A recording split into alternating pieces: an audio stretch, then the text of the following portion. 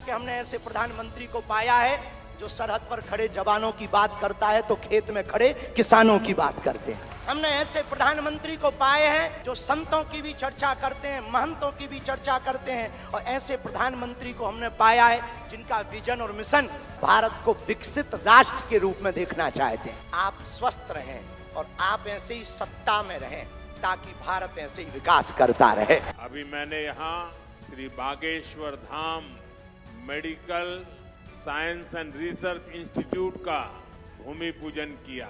ये हनुमान जी की कृपा है कि आस्था का ये केंद्र अब आरोग्य का केंद्र भी बनने जा रहा है।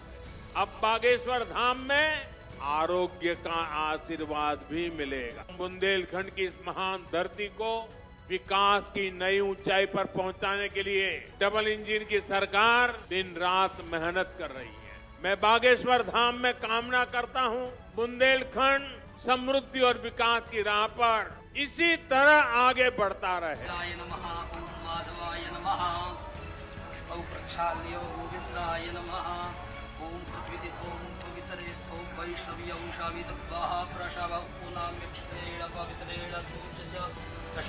पंडित धीरेन्द्र कृष्ण शास्त्री बागेश्वर धाम को एक बड़ी सौगात देने जा रहे हैं। हम आपको बता दें तो सिद्ध तीर्थ बागेश्वर धाम में कैंसर अस्पताल का निर्माण होने जा रहा है, जिसकी आधारशिला रखी जा चुकी है। इसके साथ ही साथ कहा जा रहा है कि बागेश्वर धाम में कैंसर अस्पताल के तैयार होने से बुंदेलखंड के गरीब और कैंसर पीड़ितों का कल्याण होगा। हम आपको बता दें तो पीएम मोदी 23 फरवरी को इस अस्पताल का आधारशिला रख चुके हैं।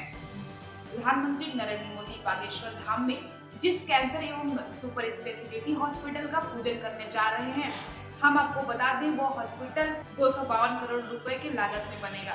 कि हमने ऐसे प्रधानमंत्री को पाया है जो सरहद पर खड़े जवानों की बात करता है तो खेत में खड़े किसानों की बात करते हैं। हमने ऐसे प्रधानमंत्री को पाए हैं जो संतों की भी चर्चा करते हैं, महंतों की भी चर्चा करते हैं, और ऐसे प्रधानमंत्री को हमने पाया है जिनका विजन और मिशन भारत को विकसित राष्ट्र के रूप में देखना चाहते हैं। आप स्वस्थ रहें और आप ऐसे ही सत्ता में रहें ताकि भारत ऐसे ही विकास करता रहे। कुल 2.37 लाख वर्ग फीट में बनने वाला यह हॉस्पिटल के आसपास 7 जिलों के रोगियों को और कैंसर के रोगियों को लाभ मिलेगा। इसके अलावा हम आपको बता दें तो इस हॉस्पिटल का डिजाइन स्मार्ट बिल्डिंग टेक्नोलॉजी और ग्रीन रूप में बना है, जो संभवतः मध्य प्रदेश का इस तरीके का पहला हॉस्पिटल होगा।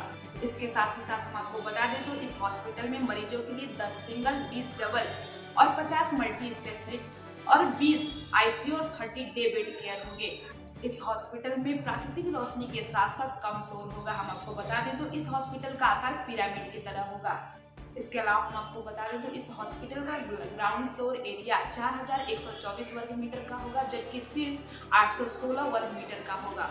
ऐसे सुपर स्पेशलिटी कैंसर हॉस्पिटल पूरे मध्य प्रदेश में पहली बार बन रहा है।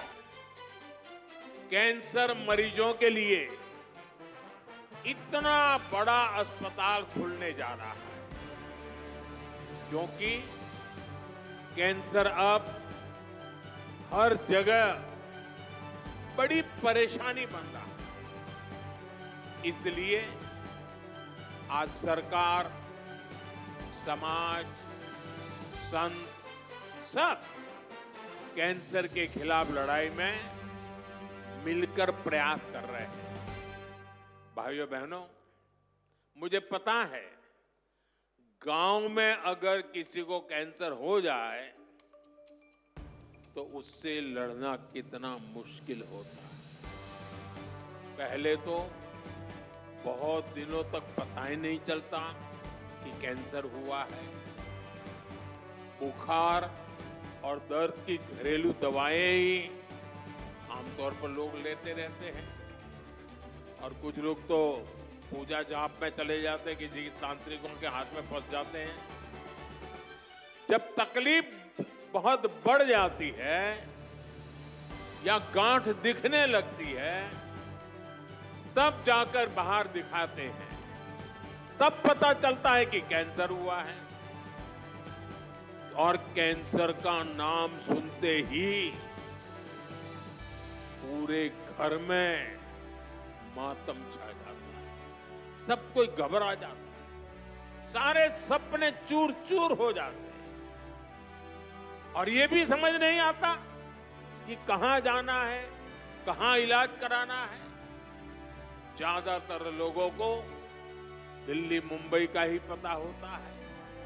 इसलिए हमारी सरकार इन सब तकलीफों के समाधान में लगी है।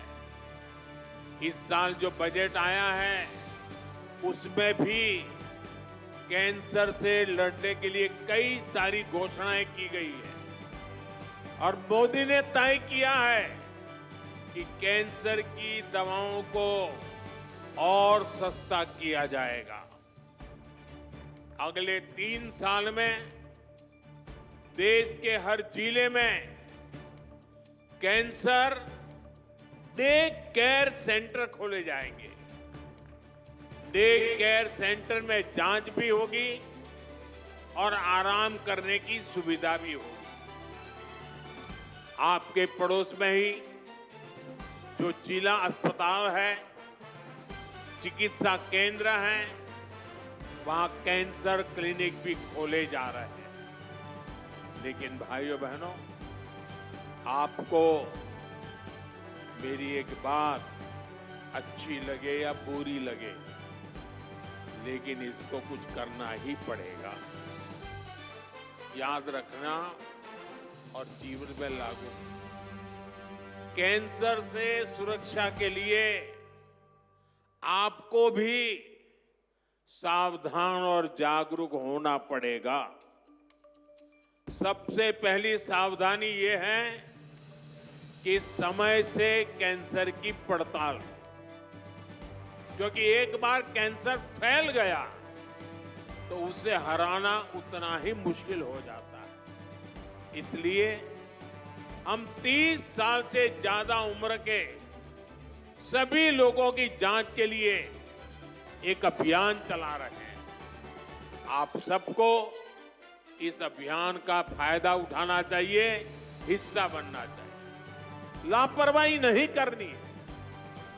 थोड़ी सी भी जो शंका हो तो कैंसर की तुरंत जांच करवानी है। एक और बात, कैंसर को लेकर सही जानकारी भी बहुत जरूरी है।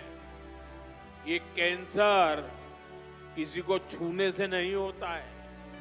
ये छुआछूत की बीमारी नहीं है। ये छूने से नहीं फैलती है। कैंसर का खतरा बीड़ी, सिगरेट, गुटखा, तंबाकू और मसाले से बढ़ता है। ये माताएं बहनें ज्यादा खुश हो रही है मेरी बात सुन के।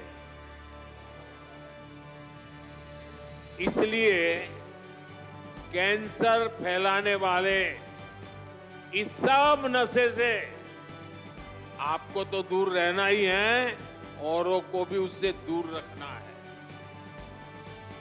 अपने शरीर और स्वास्थ्य का ख्याल रखना है। और मैं आशा करता हूं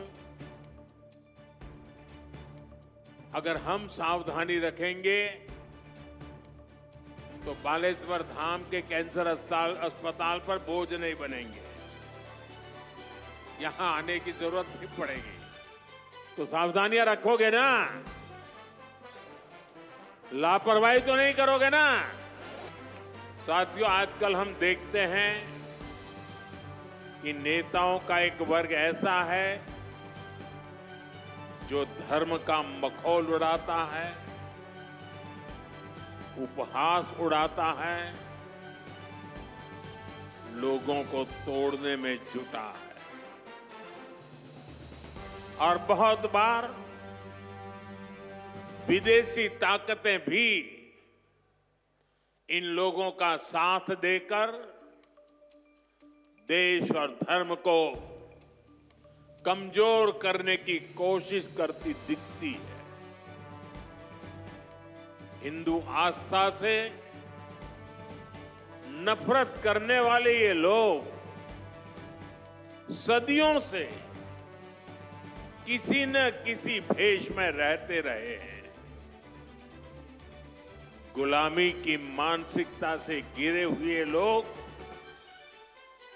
हमारे मत, मान्यताओं और मंदिरों पर हमारे संत, संस्कृति और सिद्धांतों पर हमला करते रहते हैं।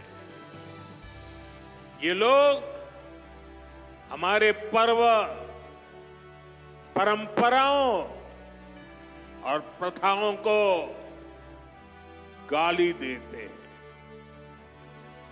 जो धर्म, जो संस्कृति स्वभाव से ही प्रगतिशील है, उस पर ये कीचड़ उछालने की हिम्मत दिखाते हैं। हमारे समाज को बांटना, उसकी एकता को तोड़ना ही इनका एजेंडा है। इस माहौल में मेरे छोटे भाई धीरेन्द्र शास्त्री जी काफी समय से